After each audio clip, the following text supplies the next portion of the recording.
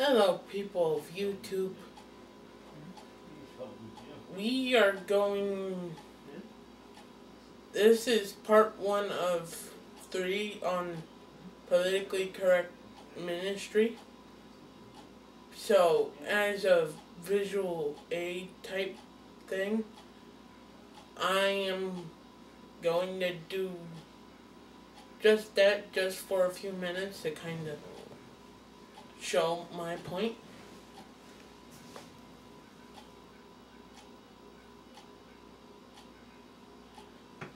And it's kind of hard to do ministry without some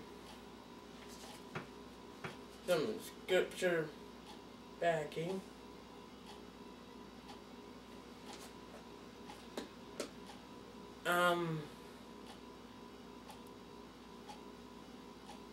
So, when my point in doing that is to show when it's actually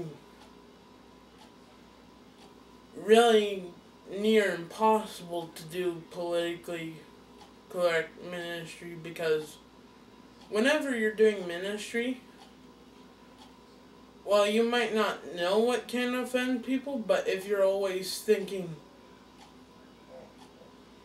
there's stuff that could definitely offend people, and that's the main thing you're focused on, is not offending people, it makes it really hard to do ministry and stuff like that. And something that I've learned from my own personal testimony is when there are people in your life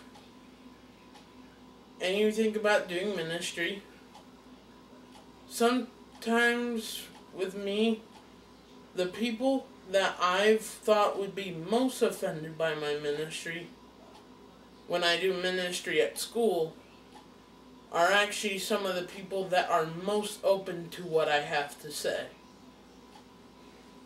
And the main lesson that I'm trying to point out is there are a few ways of doing ministry that you can go about doing with stuff that would offend people. You can either do it in a hateful and judgmental way, that's a bad thing to do. Or you can do it in a generally concerned and caring, compassionate way, what is the right way of doing things.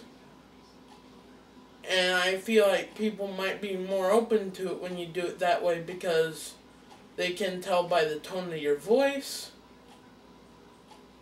and the look on your face and stuff that the reason why you're saying things is because you generally care about other people and what happens to other people. And so for this video, I'm going to tell the Bible story of another person that did this, that even struggled and was hesitant to do this, kind of like how I was too at a time. And we're talking about the story of Moses.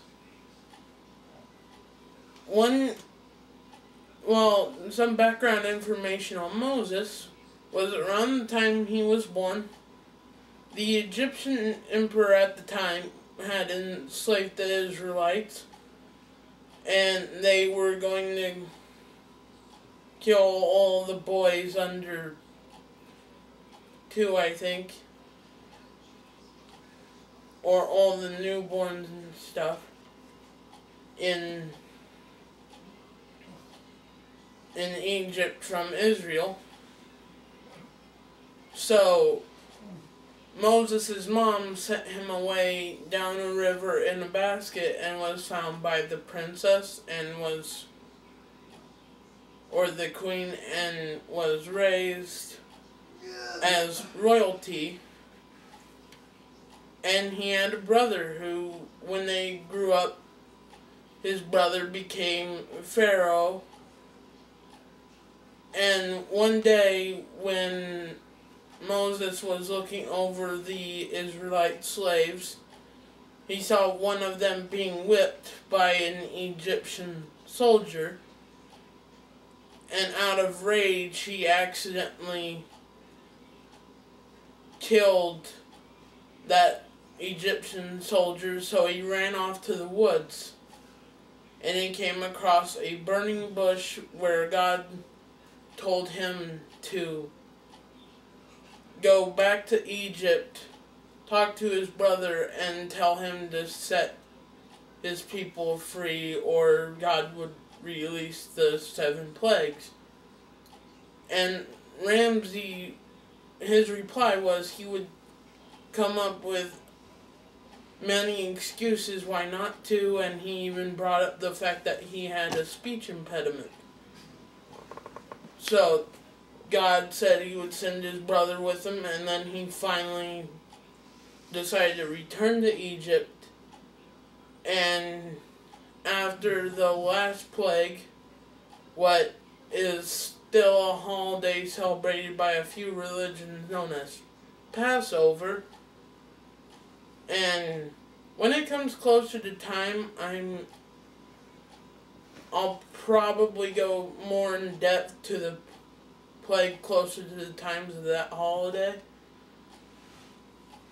But the main thing is, everything generally worked out okay, even though there were some trials and rough patches. He was still successful, and God was proud of him in the end. And so it mainly depends on the delivery of saying what you're saying, and you don't really know how someone might react to ministry until you're brave enough to share it with them. And with that being said, may God be with you, and see you next time.